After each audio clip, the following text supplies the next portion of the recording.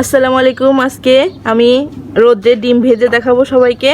এই যে আমি তাওয়াটা দিলাম, ছাদে নিয়ে আসলাম। আশেপাশে দেখুন কিছু নাই।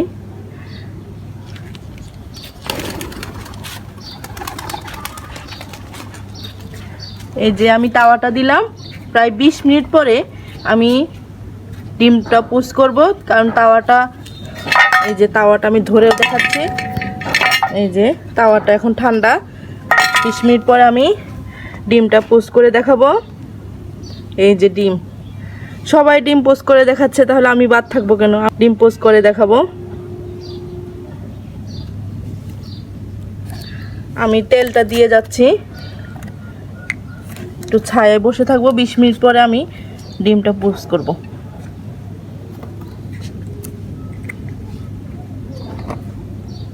এই যে তেল দিলাম,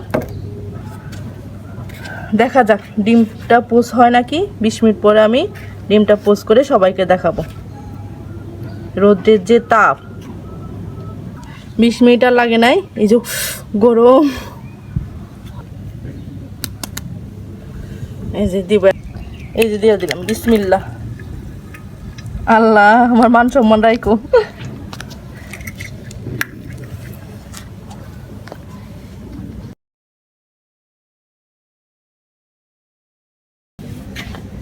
এই যে দিয়ে দিলাম, ডিমটা দিয়ে দিলাম। আমার মান সম্মান যেন আল্লাহ রাখে। এই যে এখন আমি একটু লবণ দিয়ে দিব। বাইরের প্রচণ্ড বাতাসে এখন তাপটাও কমে যেতে পারে। কতক্ষণ লাগবে আল্লাহ জানে। এই যে ডিম সাদা অংশটুকু জমে গেছে। আসলে আমার তাওয়াটা মোটা তো, ভারী তাওয়া, এই জন্য একটু হিট হইতে সময় লাগছে। কিন্তু আমি ফার্স্টে মনে করেছি অনেক আগুনের মতন তাপ, আসলে সেরকম একটা তাপ না। এই যে আমি ডিমটা পোস্ট করলাম রোদের তাপে, কিন্তু আমি ডিমটা পোস্ট করলাম ঠিকই, ডিমের সাদা অংশটুকু জমে গেছে। আমি এই ডিমটা উল্টাতে পারছি না। আমার ব্যর্থতা মনে হয়।